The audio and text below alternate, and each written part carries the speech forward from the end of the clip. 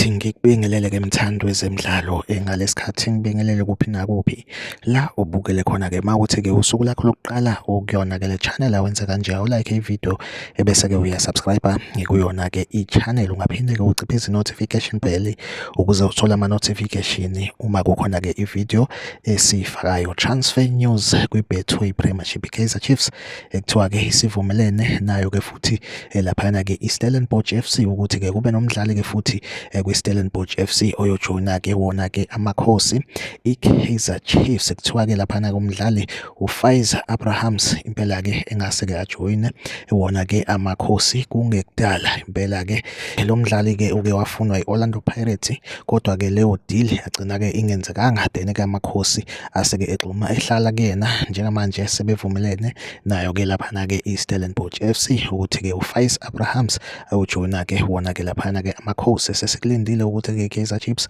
imethule njenge-new signing yakhe-ke laphayana-ke uMtawu ngeyona update engiphethe-ke njengamanje. Like ividiyo, subscribe kuyona-ke i-channel. Mina nawe ngizohlezi ngikhona la engulethela-ke ama-transfer news kwi-Betway Premiership. Okwamanje-ke ividiyo yethu asibambe la, nisale kahle.